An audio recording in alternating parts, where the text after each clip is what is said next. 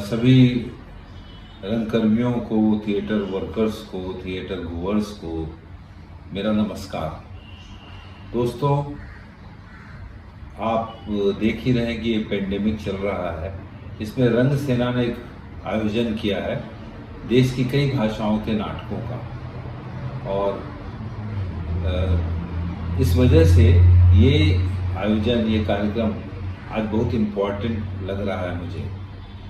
ध्रुपद घोष जी ने मुझे आमंत्रित किया और मुझसे कहा कि मैं इस कार्यक्रम के बारे में कुछ बोलूं, तो मुझे बड़ी खुशी हुई। दोस्तों, पेंडेमिक के इस समय में एक चुनौती बनी हुई है रंगमंच के लिए कि रंगकर्मी क्या करें, टेक्नीशियन क्या करें।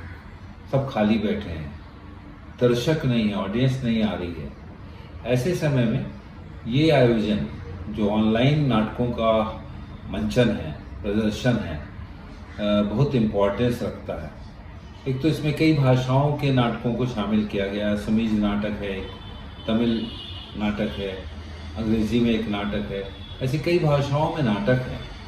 तो इससे हम देश में रंगकर्म के बारे में क्या चल रहा है, क्या सोच चल रही है, कैसे नाटक कर रहे हैं लोग, वो सब हम इस आयोजन के जरिए देख सकते हैं।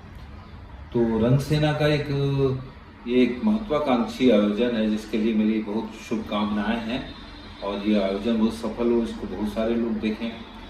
और नाटक या कोई भी कला अगर प्रयोग न हो तो धीरे धीरे मरने लगती है।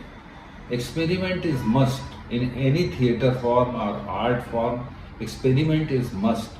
तो प्रयोग अगर हम करेंगे नए नए, तो हमारे लिए नए नए रास्ते भी खुलेंगे। हो सकता है धीरे धीरे इसको एक हम व्यावसायिक रूप भी दे सकते हैं।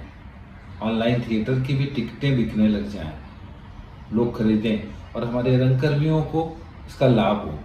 और ये पेंडेमिक तो भाई है, बहुत भयानक है। क्या मालूम आगे चलकर और भी कुछ भयानक चीज़ें हमारे सामने आए। ऐसे समय में हमको इस अपॉर्चुनिटी को भी यूज़ करके देखना चाहिए कि ऑनलाइन थिएटर हो सकता है कि नहीं हो सकता है। क्योंकि लोग तो कहते हैं कि नाटकों का मजा रंगमंच में ही है, क्योंकि वो जीवंत होता है। बहुत सही बात है। ये जीवंत मीडियम है, ये लाइव मीडियम है। ये हम अपने आँख के सामने अभिनेता को देखते हैं अभिनय करते हुए, प्रकाश के प्रभाव को देखते हैं, वेशभूषा, कॉस्ट्यूम्स के प्रभाव को देखते हैं, तो उसका एक अनुभव अनोखा ही होता है।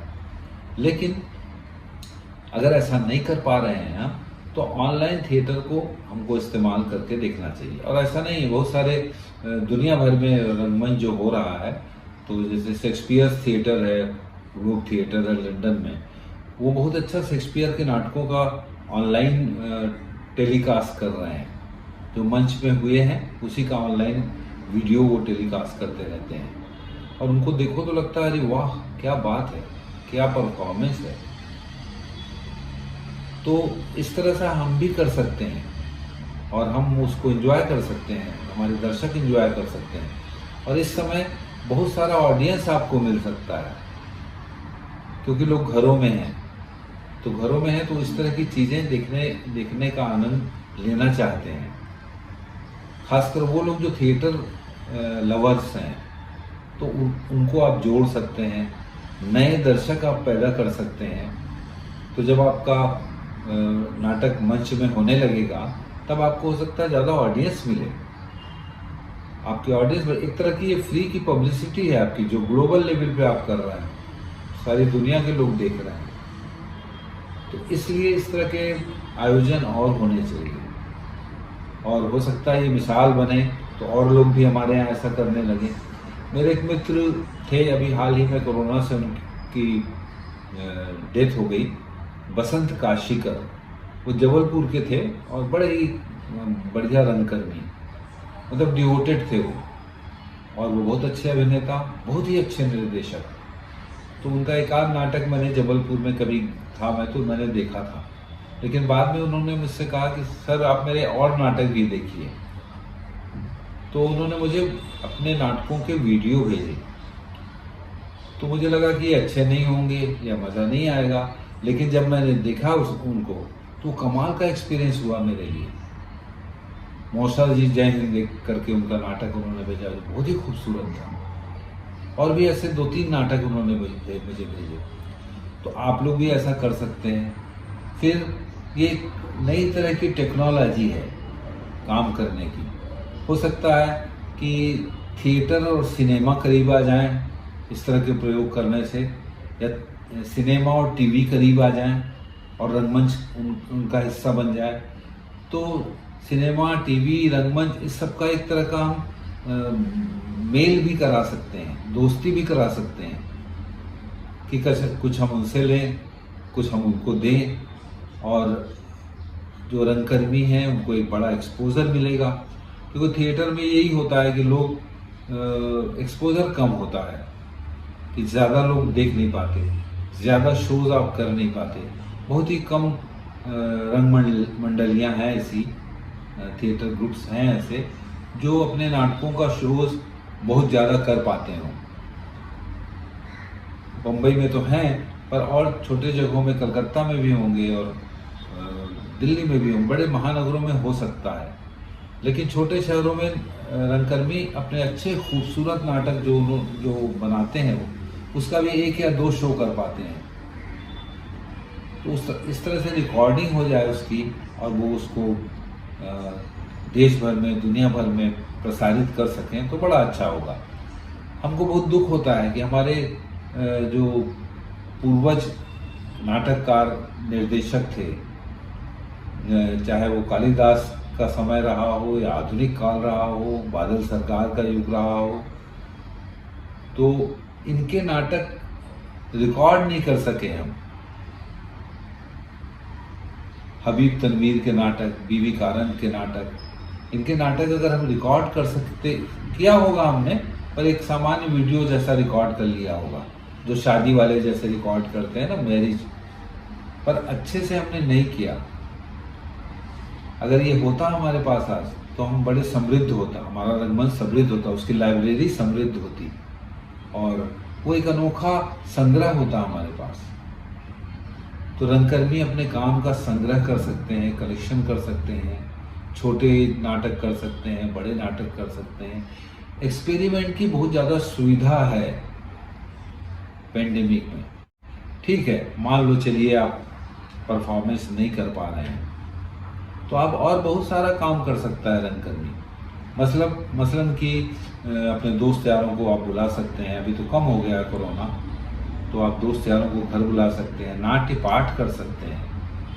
बहुत सारे नाटक ऐसे हैं जो पढ़ने के लिए रंगकर्मियों के लिए बचे हुए हैं, चाहे कालिदास के नाटक हों, शेक्सपियर के नाटक हों, और बहुत सारे नाटककार जिनको हम अगर चाहें तो उनका पाठ कर सकते हैं अपने घरों में, अपने ड्राइंग रूम्स में, अपनी छत में, और एक बड़ा काम कर सकते हैं। पढ़ना भी बहुत ज़रूरी होता है एक रंगकर्मी के लिए। हम पोइट्री सेशन रख सकते हैं, हम कहानी सेशन रख सकते हैं, क्योंकि रंगकर्मी के लिए पोइट्री की समझ बहुत ज़रूरी है, उसके लिए लिटरेचर की समझ बहुत ज़रूरी है।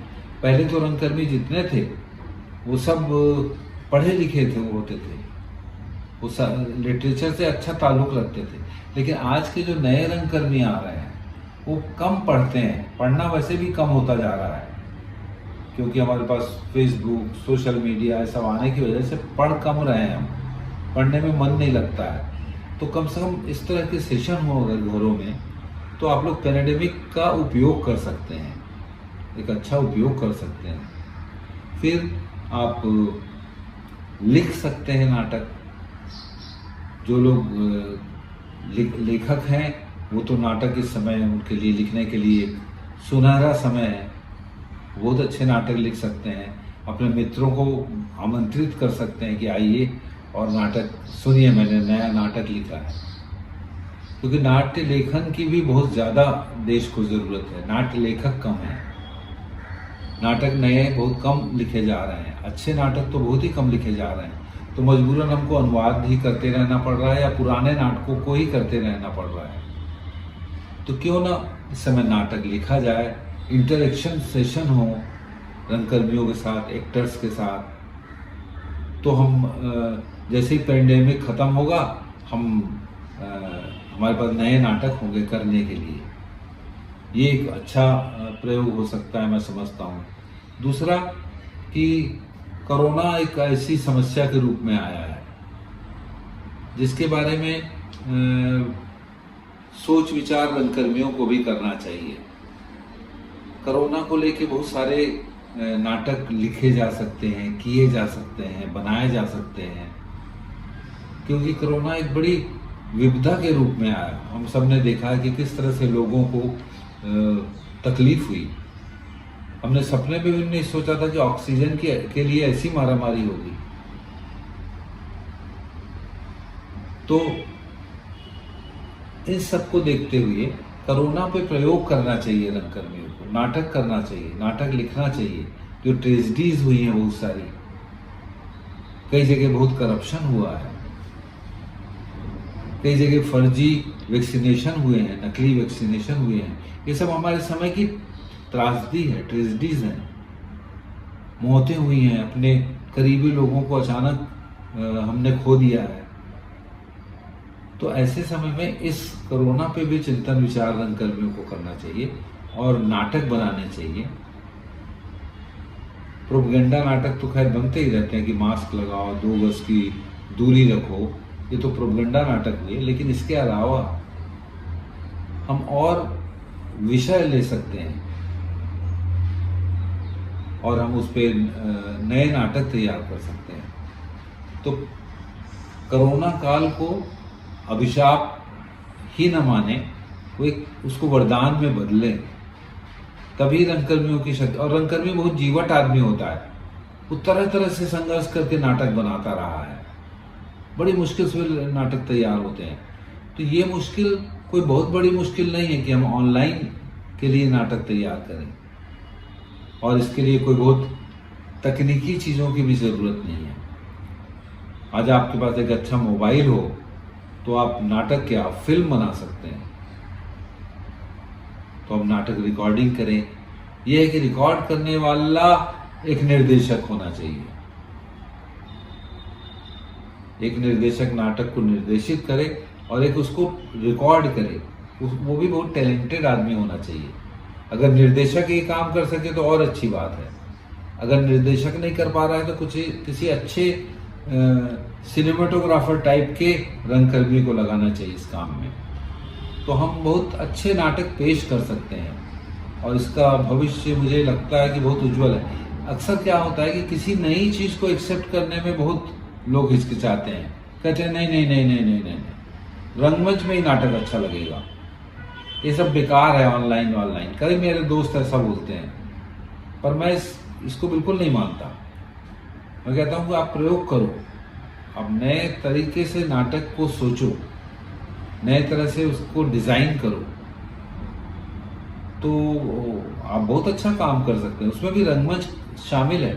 अगर नाट्य शास्त्र जब हमारा बना तो उसमें सभी विधाएं हैं। भरत मुनि ने नाट्य शास्त्र की रचना की तो उसमें सभी विधाएं हैं, नृत्य है, नाटक है, संगीत है, कहानी है, सब कुछ है।